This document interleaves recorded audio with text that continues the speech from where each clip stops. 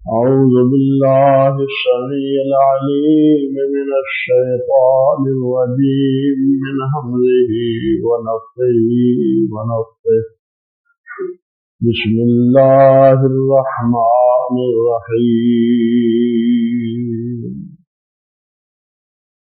الذين يحملون العرش ومن حوله يسبحون بحمد ربهم ويؤمنون به ويستغفرون للذين آمنوا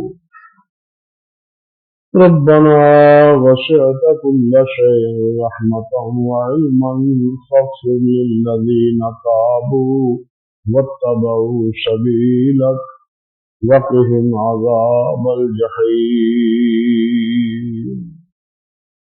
سبحان ربك رب العزة عما يصفون وسلام على المرسلين والحمد لله رب العالمين. محترم معزز سامعین کرام، اسی آیت کریمہ کے حوالے سے بہت سی مجلسوں میں آپ گفتگو سن چکے ہیں، جس میں اللہ سبحانہ و تعالی نے حاملین عرش اور عرش کے ارد گرد کھڑے اللہ کی حمد و ثنا کہنے والے فرشتوں کے بارے میں تذکرہ فرمایا ہے کہ وہ ایمان والوں کے لیے بخشش کی دعائیں کرتے ہیں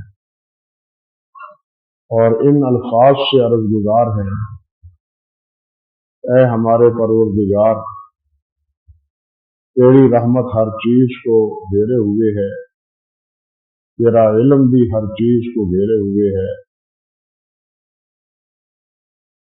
فاغفر للذین تابوا، جو توبہ کریں،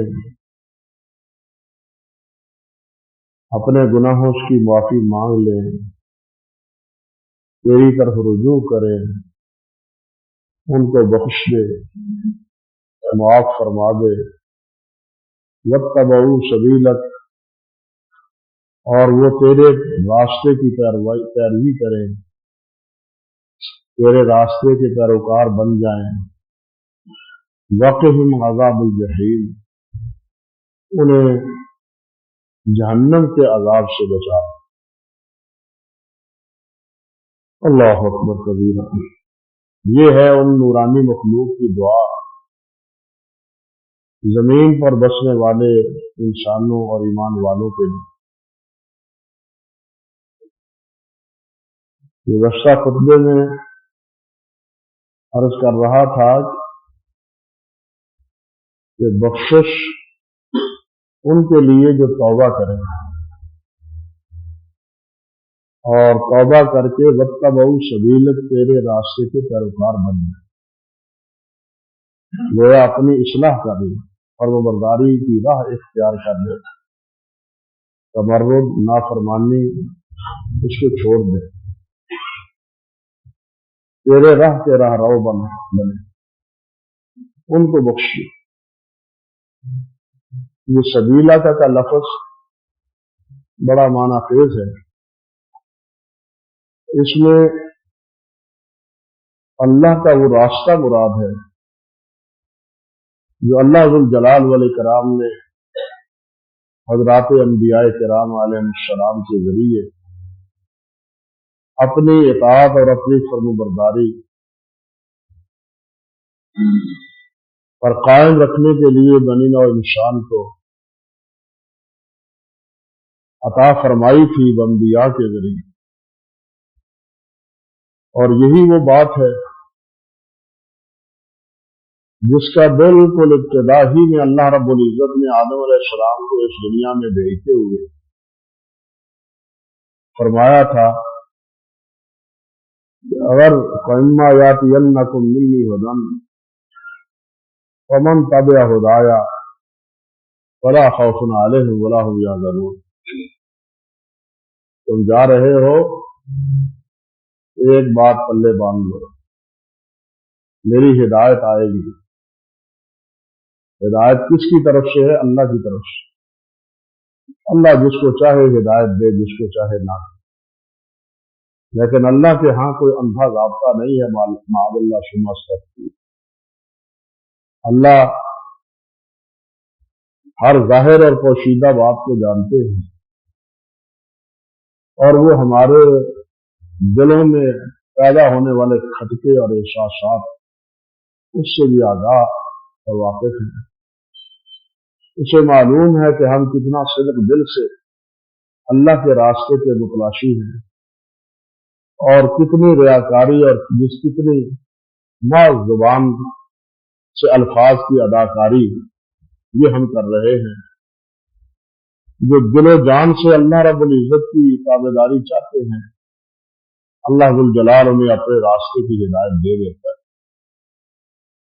والذین جاہدوا فینا والذین جاہدوا فینا لنہدینہم سبلنا، جو کوشش کرتے ہیں، جد و جہد کرتے ہیں، محنت کرتے ہیں، اللہ فرماتے ہیں ہم ان کو اپنے راستے کی ہدایت دے دیتے۔ اور جن کو تلاش ہی نہیں ہے ان کو کوئی چیز نہیں ملتی۔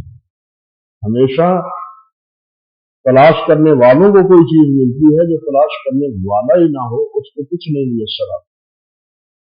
تو محنت کرنے والا ہو تو وہ کامیابی سے ہمکنار ہوتا ہے، جو خواب غفلت میں اپنا وقت گزار دیتا ہے۔ تو جس طرح ہم کہتے ہیں کہ جو سوتا ہے وہ کھوتا ہے، یہ کھوتا پنجابی کا نہیں ہے، اردو کا ہے۔ ہاں، جو سوتا ہے وہ کھوتا ہے، تو جو سویا رہتا ہے وہ گویا اپنا وقت برباد کرتا ہے، اور جو جاگتا ہے اللہ کی رضا جوئی کے لیے اٹھتا ہے، اللہ سے ہدایت کی طلب بھی کرتا ہے، تو اللہ ذو الجلال والاکرام اس کو اپنی راہ دکھا دیتا ہے۔ اللہ اکبر کبیر۔ اور یہ راہ وہی ہے جو صرف انبیاء کرام علیہ السلام کے لیے اللہ سبحانہ و تعالیٰ نے ایک جگہ پر نہیں، کئی مقام پر اس حقیقت کا اظہار فرمایا ہے۔ ان تطیعوہ وتہتدوا، اگر تم میرے نبی کی تابعداری کرو گے تو ہدایت پاؤ۔ گویا ہدایت صرف نبی کی تابعداری میں، کسی کی تابعداری میں ہدایت نہیں۔ یہ بات پلے باندھ لو۔ کوئی بھی بڑے سے بڑا کیوں نہ ہو، کوئی بھی بڑے سے بڑا بابا کیوں نہ ہو، یہ سرکار کیوں نہ ہو، یہ حضرت کیوں نہ ہو، مجتہد کیوں نہ ہو، امام کیوں نہ ہو، اس کی تابعداری ہدایت نہیں۔ ہدایت کا ذریعہ صرف حضرت محمد رسول اللہ صلی اللہ علیہ وسلم کی پیروی اور تابعداری کا نام۔ اگر ان کی تم تابعداری کرو گے، اطاعت کرو گے تو ہدایت پاؤ۔ اور یہ صرف آپ کا ہی مقام اور مرتبہ ہے کہ اللہ سبحانہ و تعالیٰ نے ارشاد فرمایا کہ من یطع الرسول فقد اطاع اللہ، جو رسول کی اطاعت کرے گا وہ رسول کی نہیں میری اطاعت کرے گا۔ رسول کی اطاعت اللہ کی اطاعت، اور یہ حیثیت اور یہ اتھارٹی، یہ درجہ اور مرتبہ اللہ کے رسول کے علاوہ کسی کو حاصل نہیں کہ اس کی تابعداری اللہ کی تابعداری، صرف اللہ کے رسول کی تابعداری اللہ کی تابعداری۔ انسان کراچی جانا چاہے اور وہ بیٹھ جائے جناب لاہور کی گاڑی پر تو وہ کراچی پہنچ جائے گا؟ کبھی نہیں پہنچے، بلکہ جب ریلوے پر اسٹیشن پر پہنچے گا تو دنگ ہو جائے گا، میں کہاں پہنچ گیا، میری منزل کیا تھی، منزل تو کھوٹی ہو گئی، سفر تو بیکار ہو گیا، میں نے پہنچنا کہاں تھا اور پہنچا کہاں ہوں۔ اس وقت یہ پچھتاوا ہوگا، اور یہ پچھتاوا اسی طرح قیامت کے دن لوگوں کو ہوگا۔ قیامت کے دن وہ کہیں گے کہ کاش ہم اللہ کے رسول کے تابعدار بنیں، ہم اللہ کے رسول کے علاوہ کسی اور کی تابعداری اور فرمانبرداری نہ کریں۔ یہ قیامت کے دن آنکھیں کھلیں گی جب کسی اور جگہ پر انسان پہنچے گا پھر اس کو احساس ہوگا کہ میں نے تو ساری زندگی کھیتی کر.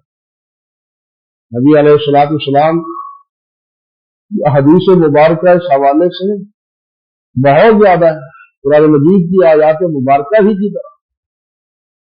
ایک مرتبہ آپ نے ارشاد فرمایا، حضرت جابر رضی اللہ تعالی عنہ راوی ہے کہ میں لیٹا ہوا تھا وادی بطحاء میں، لیٹا ہوا تھا. دو فرشتے آئے، ان کے ساتھ اور بھی فرشتے تھے، اور ایک ان میں سے یعنی میرے سر کے برابر اور دوسرا پاؤں کے برابر کھڑا ہوا. ایک نے کہا کہ اس کی بات بتلاؤ، یہ کون ہے؟ وہ کہتا ہے کہ جناب آپ تو سوئے ہوئے ہیں. دوسرا کہتا ہے نہیں، آنکھیں سو رہی ہیں، دل بیدار ہے، آپ بات کر رہے ہیں. وہ کہتا ہے کہ بات کیا کروں، بات ان کی مثال اس طرح ہے جس طرح کسی بادشاہ نے ایک باغ سجایا ہو، اس میں وسیع دسترخوان لگایا ہو، اور باغ کے دروازے پر کسی کو اپنا نمائندہ بنا کے کھڑا کر دیا اور لوگوں کو آواز دیتا ہے کہ آؤ باغ میں داخل ہو جاؤ اور یہاں سے حسب منشا جو چاہتے ہو کھا پی لو. اللہ اکبر کبیرہ. یہ بات بتلا دی. دوسرا فرشتہ کہتا ہے بتلا مقصد کیا ہے، وضاحت کیجیے. کہنے لگے مقصد یہ ہے کہ یہ باغ جنت کا یہ اللہ کا ہے، اور اس جنت کے دائی حضرت محمد رسول اللہ صلی اللہ علیہ وسلم، جو آپ کی آواز پر لبیک کہے گا اور باغ میں داخل ہو جائے گا وہ تو جنت میں پہنچ جائے گا، اور جو آپ کی بات پر لبیک کہتا ہوا منہ موڑ لے گا وہ جنت میں کبھی ہو جائے گا. ساتھ فرمایا انہوں نے محمد فرق بین الناس، فرق کرنے والے لوگوں کے مابین محمد صلی اللہ علیہ وسلم یہ بتلاتے ہیں کہ جائز کیا ہے، ناجائز کیا ہے، حلال کیا ہے، حرام کیا ہے، جنتی کون ہے اور جہنمی کون ہے، جہنم کے اعمال کیا ہے اور جنت کے اعمال کیا ہے. یہ ساری بات محمد رسول اللہ بتلاتے ہیں، کوئی اور بتلانے والا نہیں ہے. ایک حدیث میں آتا ہے نبی علیہ السلام نے دو ٹوک الفاظ میں فرمایا کل امتی یدخلون الجنۃ الا من ابى، میری ساری امت جنت میں جائے گی لیکن جس نے انکار کر. اللہ اکبر. صحابہ نے عرض کیا حضور کون جنت میں جانے سے انکار کرے، کون وہ بدبخت ہوگا؟ تو نبی علیہ السلام نے ارشاد فرمایا من اطاعنی دخل الجنہ ومن عصانی فقد ابى، جس نے میری اطاعت کی وہ جنت جائے گا، اور جس نے اطاعت نہ کی اس نے جنت جانے سے انکار کر دیا. یعنی آپ کی اطاعت ہی معیار ہے، آپ کی نافرمانی ہی حد ہے. کسی کی نافرمانی جہنم کا سبب نہیں ہے، کسی کی تابعداری جنت کا سبب نہیں ہے سوائے حضرت محمد رسول اللہ صلی اللہ علیہ وسلم.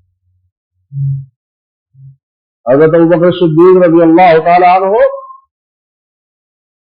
اللہ اکبر کبیرہ جب خلیفہ منتخب ہوئے تو مورخین نے لکھا ہے پہلا خطبہ جب انہوں نے ارشاد فرمایا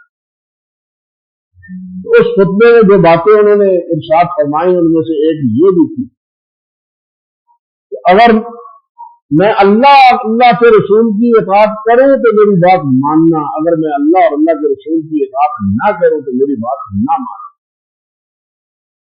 بلکہ آپ نے تو اول اطلاع یہ بات ارشاد فرمائی لا طاعۃ لمخلوق فی معصیۃ الخالق، خالق کی نافرمانی میں مخلوق کی اطاعت نہیں ہے. مخلوق کی اطاعت میں بہت سے واقعات ہیں اس حوالے سے، کوئی بھی ہو، حاکم بھی کیوں نہ ہو، اگر اس کی بات اللہ اور اللہ کے رسول کی مخالفت ہے تو اس की इताअत भी मुझे इताअत नहीं है। हालांकि अल्लाह जल जलाल वाले कराम ने उसे इताअत का हक दिया है, अतीउल्लाह व अतीउ रसूल व उलिल अम्र मिनकुम, उलिल अम्र का हक है, लेकिन कब तक? जब वो अल्लाह और अल्लाह के रसूल की बात करे, जब वो अल्लाह और अल्लाह के रसूल की मुखालफत करे, ला ताअता फी मखलूकिन लिमखलूकिन फी मासियतिल खालिक, तो खालिक की नाफरमानी में मखलूक की ताबेदारी का कोई जवाब नहीं। लेकिन हमारे यहां तो नाफरमानी और हुदूद से तजावुज, ना नमाज की परवाह, ना रोजे की परवाह, ना पाकीज़गी और तहारत की परवाह, ना लिबास की परवाह।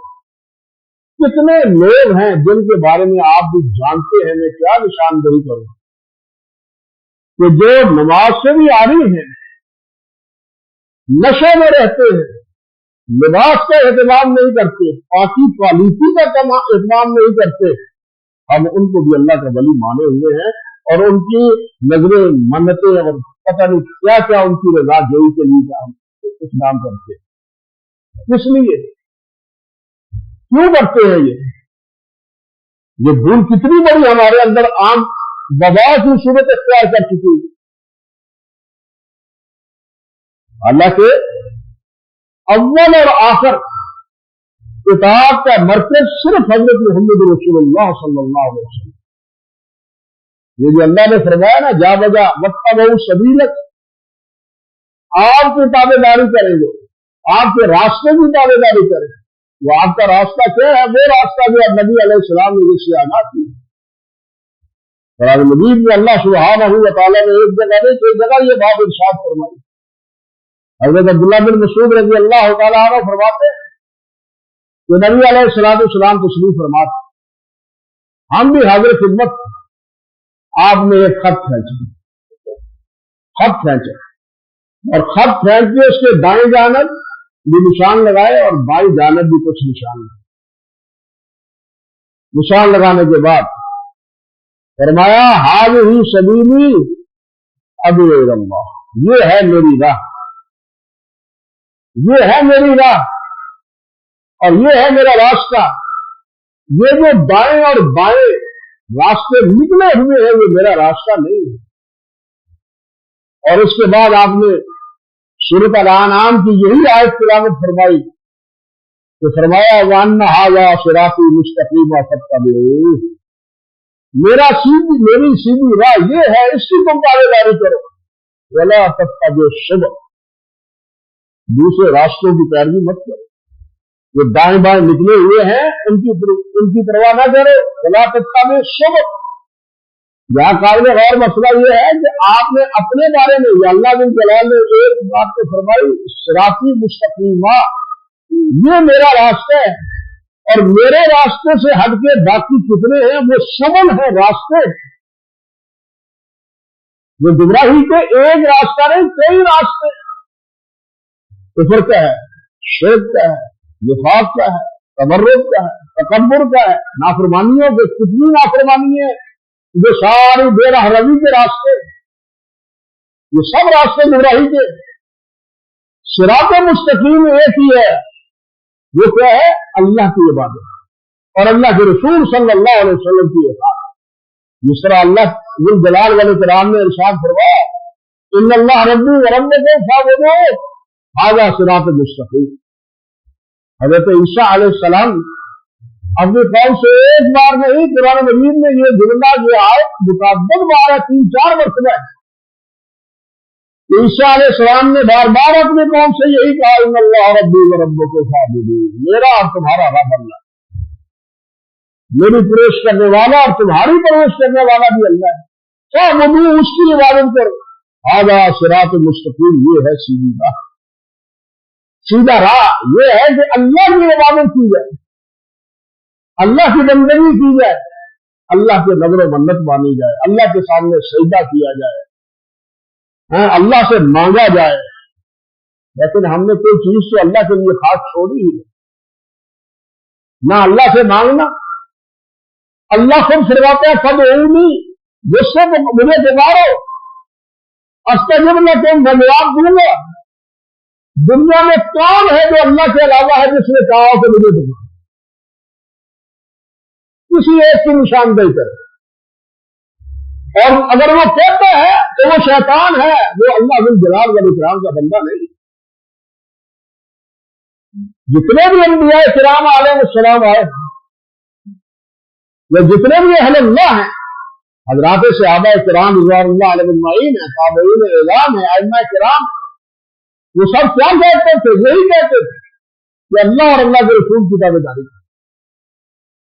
एक मसला इमाम अहमद बिन हंबल रहमतुल्लाह अलैह के सामने पेश हुआ। उनने मसले की वजाहत की, वजाहत तो नहीं लिखी हफीज इब्न जौज़ी रहमतुल्लाह अलैह ने। किसी ने कहा कि अब्दुल्लाह इब्न मुबारक यूं कहते हैं, अब्दुल्लाह इब्न मुबारक यूं कहते हैं। इमाम अहमद बिन हंबल रहमतुल्लाह अलैह फरमाने लगे, अन्ना अब्दुल्लाह इब्न मुबारक लम यंज़िल मिनस समा, अब्दुल्लाह इब्न मुबारक आसमान से नहीं आए, आसमान से कुरान अल्लाह का पैगाम आया है और मोहम्मद रसूलुल्लाह सल्लल्लाहु अलैहि वसल्लम के फरामीन आए। अब्दुल्लाह इब्न मुबारक कौन है?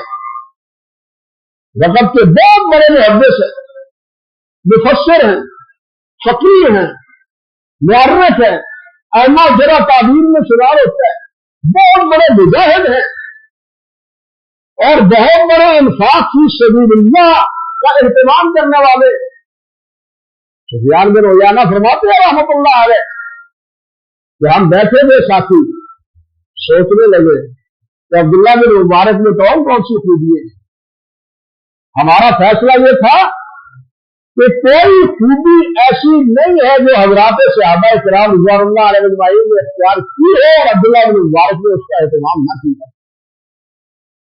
अब्दुल्लाह बिन मुबारक में अगर कोई कमी है तो सिर्फ ये कि उन्हें नबी अलैहिस्सलाम की ज़ियारत का शरफ हासिल है, बस ये कमी, वरना कोई अमल नहीं है जो हजरात सहाबा किराम ने नबी अलैहिस्सलाम की पैरवी में किया हो और अब्दुल्लाह बिन मुबारक ने किया और रहमतुल्लाह अलैह। लेकिन उनका कौल भी इमाम अहमद ने इमाम नबी अलैहिस्सलाम के फरमान के मुनाफिक समझा तो क्या फरमाया? अब्दुल्लाह बिन मुबारक आसमान को तो नहीं उतरे, इसके बाद और कौन हो सकता है जिसके बारे में हम कहें कि जनाब इसकी बात तो वही है, इसकी बात तो पक्की है, वही है, मैं मानता हूं, लेकिन वही किसकी? और कुरान में कहा इन्ने शयातीन लयूहून इला औलियाए, शैतान भी वही करते हैं, इन लोगों की कुछ तरह ही इन लोगों के हित में शैतान देते, वरना वही जिब्राइल के जरिए रब्बुल जलाल वाले पैगाम भेजते हैं या अपने नबी के दिल में इल्हाक करवाते हैं।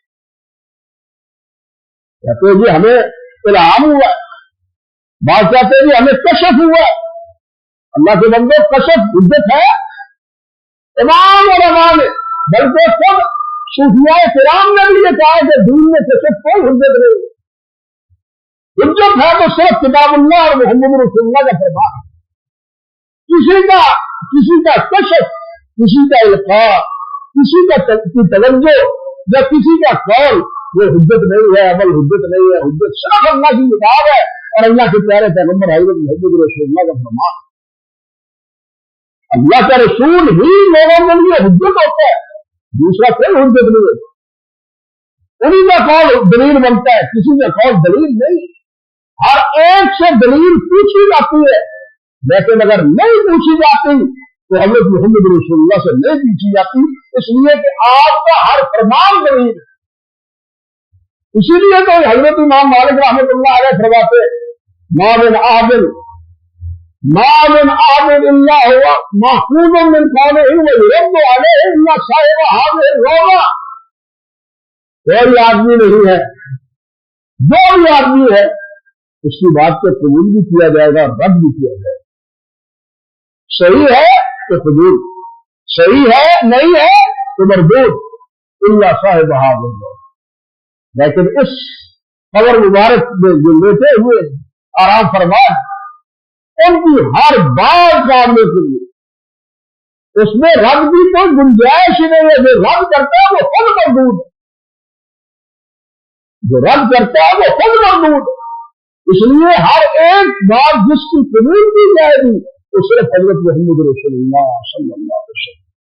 اور یہاں یہ دیکھے جو آپ کا فرمان ہماری سمجھ میں آئے یا نہ آئے, بہت سے عقل مند ہیں جن کا نام لوں وہ بہت سی حدیث مبارکہ کو ٹھکرا دیتے ہیں, عقل میں معیار پر نہیں اترتی.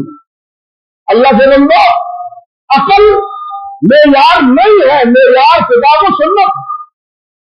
عقل کو پابند ہے کرنا ہے کتاب و سنت کے بعد, عقل معیار نہیں ہے. اگر عقل کو معیار بنائے تو پھر دیکھیے کتنے اخلاق, کتنے عقلمند, کتنے فلاسفی, کتنے بڑے بڑے پڑھے لکھے آدمی, کوئی کچھ کہتے ہیں کوئی کچھ کہتے ہیں. کیا ان کی باتیں جو ہیں وہ ہمارے لیے سامنے قبول ہے؟ یہ بڑے عقلمند تھا. راضی کتنا عقلمند تھا, غزالی کتنا عقلمند تھا, بڑی باتیں انہوں نے کہی. لیکن جس وقت اس دنیا سے گئے راضی کا بھی حال یہ تھا اور غزالی کا بھی حال یہ تھا کہ سینے پہ قرآن اور صحیح بخاری رکھی ہوئی ہے اور کہتے ہیں یا اللہ ان دونوں کے خلاف جو بات ہماری زبان سے سرگرم ہوئی ہے ہم اس سے معافی مانگتے ہیں. یہ ہے عقل والے جن کی عقل کی لوگ تعریف کرتے ہیں. انہوں نے باتیں کہی, کیا کہے راضی نے کیا کچھ کہا تفسیر میں حدیث مبارکہ کے حوالے سے. لیکن آخری دور میں جب آنکھیں کھلنے لگی ہے تو پھر کہا کہ جو حدیث سے مخالف کہا ہے میں اس سے رجوع کرتا ہوں. یہ ہے عقل کا انجام, عقل کا امتحان. اس لیے معیار عقل نہیں ہے, سوچنا ضرور چاہیے, عقل و فکر کرنا چاہیے, اس کا انکار نہیں, لیکن اس کا یہ مانا نہیں کہ کتاب و سنت سے بغاوت ہی اختیار کر دی جائے. کتاب و سنت سے بغاوت ہی اختیار کر لی جائے اور اپنی عقل کو معیار بنا لیا جائے. جس طرح سر سید سے لے کے غلام احمد پرویز اور غلام احمد ہمارے گاندھی صاحب کی یہ پوری لائن لگی ہوئی ہے, کیا اس پر معیار یہ نہیں ہے, ان کی عقل و فکر نہیں ہے. معیار اللہ کے پیارے پیغمبر حضرت محمد رسول اللہ صلی اللہ علیہ وسلم. اگر کوئی اور ہوتا کہ جس کی یہ حیثیت ہوتی کہ وہ حضرت ابوبکر صدیق ہوتے, وہ عمر فاروق ہوتے, وہ عثمان غنی ہوتے, وہ حضرت علی ہوتے رضی اللہ تعالیٰ عنہ اجمعین. لیکن ان کی بھی یہ خاصی نہیں ہے, ان کی بھی یہ حیثیت نہیں ہے. حضرت عمر فاروق رضی اللہ تعالیٰ عنہ نے کہا تھا ایک حکم انتظامی طور پر دیا, وہی حکم حضرت عثمان غنی نے بھی دیا تھا. کیا کہ اکٹھا حج اور عمرہ اکٹھا نہ کرو. دونوں کی فکر یہ تھی کہ اگر حج اور عمرہ اکٹھا کر لیں گے تو پھر عمرہ کے لیے آئے گا کون؟ اللہ نے فرمایا وَأَتِمُّ الْحَجَّ وَالْعُمْرَةَ لِلَّهِ, حج بھی اور عمرہ اللہ کے لیے کرو تو عمرے کے لیے آئے گا کون؟ ہم عمرہ بھی کر رہے ہیں, ہم حج بھی کر رہے ہیں. اس انتظامی طور پر حضرت عمر فاروق نے فرمایا تھا. حضرت عثمان کی بھی یہی رائے تھی, لیکن حضرت عثمان کی رائے کی خلاف ورزی حضرت علی نے کی اور عبداللہ بن عمر نے اپنے باپ کے حکم کی مخالفت کی جو امیر المومنین. کیوں نہیں اور کیا کہا؟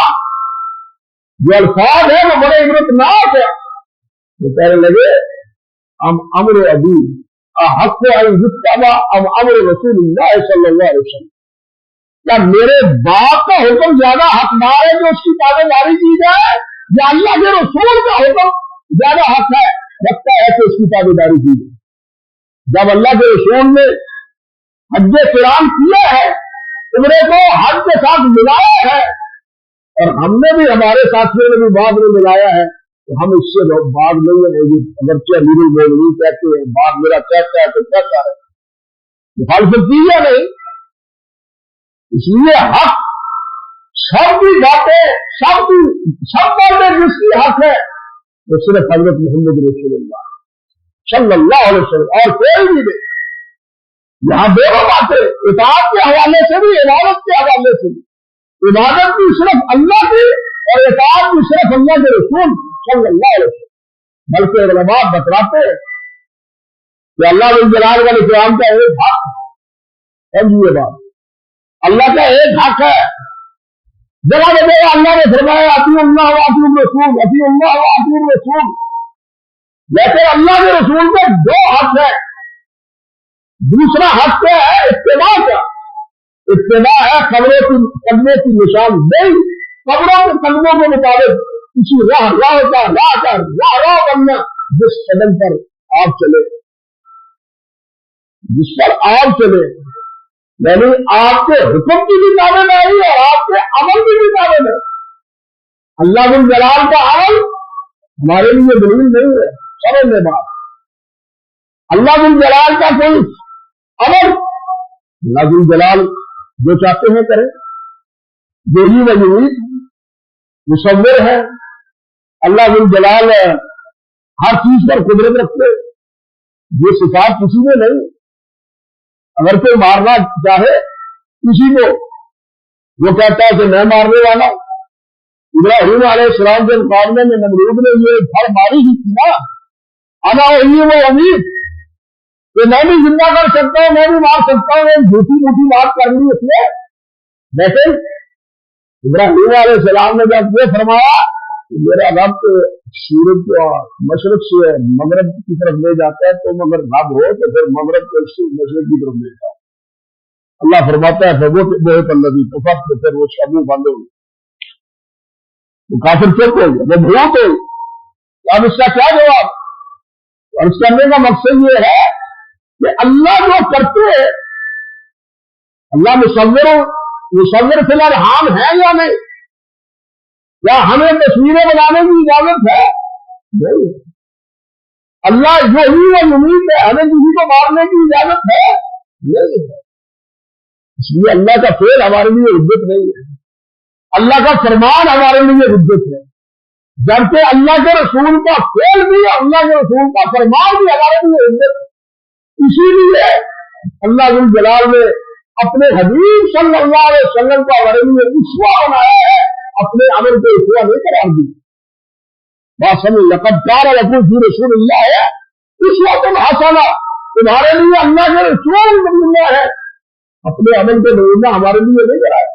نمونہ تو وہ ہے جو نظر آتا ہے، اور نبی علیہ السلام نظر آتے ہیں. اللہ جل جلال کو کوئی دیکھ سکتا ہی نہیں. اس لیے اللہ جل جلال نمونہ نہیں اپنے اعمال میں ہمارے لیے.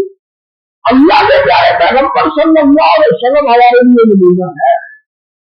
اسی لیے آپ نے فرمایا دیکھو میں وضو کس طرح کرتا ہوں، دیکھو میں نماز کس طرح پڑھتا ہوں، دیکھو میں حج کس طرح کرتا ہوں. یہ نمونہ. اور فرمایا کہ شاید اگلے سال میں حج نہ کر سکوں اور اگلے سال تو مجھے نہ دیکھ سکے، میری طرف دیکھو. اسی لیے علماء لکھتے ہیں کہ سارا حج نبی علیہ السلام نے اونچی پر کیا، حتیٰ کہ بیت اللہ کا طواف ہوا، صفا مروا میں سعی، تاکہ سب دیکھ لیں دنیا بھی اونچی پر ماری تھی، سب دیکھ لیں کہ حج کے طریقے کیا. یہ نبی علیہ السلام کا بدل حق، آپ کی اطاعت بھی لازم ہے اور آپ کی پیروی بھی لازم ہے. جو حکم فرماوے وہ بھی سارا ہوگا، جو عمل فرماوے وہ بھی سارا آخر. یہی ایمان اور یہی سبیل، یہی سبیل ہے اللہ جل جلالہ، اور یہی صراط مستقیم ہے. جس طرح اللہ سبحانہ و تعالیٰ نے ارشاد فرمایا ہے من یطع اللہ ورسولہ فاولئک مع النبیین والصدیقین والشہداء والصالحین وحسن اولئک رفیقا. اور یہی وہ راستہ ہے جس کے بارے میں شب و روز ہم دعا کرتے ہیں اہدنا الصراط المستقیم. صراط مستقیم کی ہمیں ہدایت کرنا ہے. یا اللہ صراط مستقیم ہمیں عطا ہے. اور وہ صراط مستقیم صرف نماز روزہ نہیں ہے، زندگی کی تمام مراحل زندگی کے جو اللہ کی نبی کی تابع داری میں اور آپ کی پیروی میں گزارنے کا نام صراط مستقیم. صرف نماز پڑھ لینا کافی نہیں. وہ ایک راستہ ہے. روزہ اپنی جگہ عبادت ہے، ذکر اذکار اپنی جگہ عبادت ہے، لیکن صرف عبادت ہی، نماز ہی عبادت ہے، بلکہ مومن کی تو ساری زندگی عبادت ہے. مومن کی تو ساری زندگی اللہ کی عبادت سے عبارت ہے. اللہ ذو الجلال اسی راستے میں راہ ہمیں بنائے رکھے، اپنا منمانی نہ کرے۔ آپ دیکھیں اللہ ذو الجلال کا اکرام نے ایک جگہ فرمایا اپنے نبی سے کہا وَلَا تَتَّبِعِ الْهَوَىٰ فَيُضِلُّكَ عَن سَبِيلِ اللَّهِ۔ حضرت سلیمان سے رضی اللہ علیہ السلام صاحب نے فرمایا وَلَا تَتَّبِعِ الْهَوَىٰ فَيُضِلُّكَ عَن سَبِيلِ اللَّهِ۔ اپنی خواہش کے پیچھے نہ چلنا، تمہاری خواہش تمہیں گمراہ کر دے گی۔ یہ نبی ہے، ہم کیا ہیں؟ ہماری خواہشیں کیا ہیں؟ جب نبی کو خواہش پر عمل کی اجازت نہیں ہے تو پھر دنیا میں آج کیا ہو سکتا ہے جو خواہش پرستی کرے؟ اسی لیے تو اللہ نے فرمایا افرأیت من اتخذ الہہ ہوا، یا اس آدمی کو نہیں دیکھتے جس نے اپنا معبود اپنی خواہش سے بنا رکھا ہے۔ جو خواہش کہتی ہے اس کی چکل نہیں دیتا، جو دل میں آتا ہے اس کو اپنا لیتا ہے، جو اچھا چیز اچھی سمجھتا ہے اس کو اختیار کر لیتا ہے۔ یہ بھی دین ہے، یہ بھی دین ہے، یہ بھی دین ہے۔ بھائی میرے اور آپ کے کہنے پر کوئی چیز دین نہیں ہے، دین یہی ہے جو اللہ اور اللہ کے رسول صلی اللہ علیہ وسلم نے نازل کیا۔ ہم نے تو دین بہت کچھ بنا دیا، دنیا دین کا حجہ بنا دیا، دین میں ایسے رکھنے پیدا کر دیے کتنا نافذہ، اور ہم نے اس کا نام دین اسلام رکھ دیا، بلکہ معیار اور اعمال کو بنا لیا۔ مسلمانوں کے درمیان تکلیف کا بھی درد کی انتہا یہ ہے۔ اللہ ذو الجلال گمراہیوں سے ہمیں بچائے، ہمیں اسی راہ اور اسی راستے کا پابند بنائے جو راستہ ہمارے لیے اللہ کے رسول کھولتے گئے صلی اللہ علیہ وسلم۔ دوسرے کسی اور راستے کی طرف ہماری نگاہ نہ اٹھے۔ بھائیو یہی صراط مستقیم۔ اور اللہ ذو الجلال والاکرام نے ایک جگہ فرمایا وَلَا تَتَّبِعِ السُّبُلَ وَاتَّبِعْ السُّبُلَ مَنْ أَنَابَ إِلَيَّ۔ جو میرا تابع دار ہے اس کی راہ اختیار کرو، جو میرا تابع دار نہیں ہے اس کی راہ اختیار نہ کرو۔ اب آپ سوچ لیں، ننگ دھڑنگ جو ہے، چرسی ہے، جو چینی ہے، نمازیں نہیں پڑھتے، کیا وہ ان کی تابع داری ہے کہ گنجائش رہتی ہے؟ ان کو ولی ماننے کی گنجائش رہتی ہے؟ اللہ نے فرمایا وَاتَّبِعْ سَبِيلَ مَنْ أَنَابَ إِلَيَّ، جو میری طرف بلائے تمہیں دعوت دے۔ حضرت شیخ عبد القادر جیلانی رحمۃ اللہ علیہ فرماتے ہیں کہ جو آدمی لوگوں کو اللہ کی طرف بلاتا ہے وہ تو اللہ کا بندہ ہے، اور جو لوگوں کو اپنی طرف بلاتا ہے، اپنی دعوت دیتا ہے، مجھے راضی کرو، مجھے خوش کرو، مجھے یہ دو، میرے نام پر یہ لاؤ، وہ شیطان کا چیلا ہے۔ فتح ربانی میں جو ان کے خطبات ہیں اس میں انہوں نے یہ بات بالکل صاف دو لفظ بتائی۔ لیکن آج ان کے نام پر بھی جو کچھ ہو رہا ہے اللہ تعالیٰ ہی ہمیں ان گمراہیوں سے بچائے، اور ان کو جو اختیارات دے دیے گئے ہیں ہمارے تصوف کے لبادے میں، تو وہاں تو یہی کہا جا سکتا ہے کہ ان ہے الا اسماء سمیتموها انتم وآباؤکم ما انزل اللہ بہا من سلطان۔ کہ جناب یہ اس کا اختیار ہے، یہ اس کا اختیار ہے، اس کو یہ بھی اختیار دے دیا گیا، اس کو یہ بھی اختیار دے دیا گیا۔ دلیل کیا ہے؟ اللہ نے فرمایا کہ میں نے یہ اختیار دے دیا، اور یہی اختیار تو مشرکین مکہ اپنے معبودوں کے لیے جاتے تھے۔ اللہ نے فرمایا فالحمد للہ الذی لم یتخذ ولد ولم یکن لہ شریک فی الملک ولم یکن لہ ولی من الذل وکبرہ تکبیرا۔ وہ اللہ کا شریک نہیں، بادشاہ اسی کا ہے، حکم اسی کا ہے، جو کمزور نہیں ہے، جو چاہے کم کرے، اس کو کسی بھی مدد کی ضرورت نہیں۔ میں کہا کرتا ہوں کہ یہاں کے جتنے بھی ہم کے دربار مریدوں کے سجانے سے سجتے ہیں، مریدوں کے آباد کرنے سے آباد ہوتے ہیں۔ ایک اللہ ہے جس کو ہم اپنے دربار سجانے کے لیے ہماری ضرورت نہیں ہے۔ اللہ نے فرما دیا ان تکفروا انتم ومن فی الارض جميعا، سارے کافر ہو جاؤ تو میں تم سے بے نیاز، مجھے کوئی پرواہ نہیں۔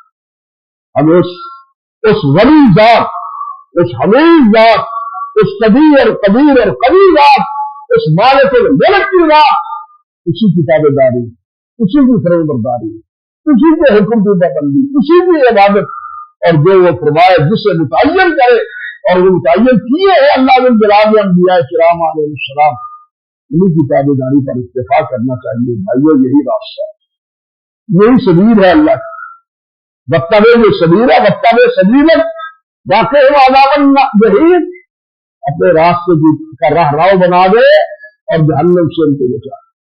اللہ ذوالجلال ہمیں جہنم سے بھی بچائے اور اللہ تعالیٰ ہمیں صراط مستقیم پر بھی کامزن فرمائے۔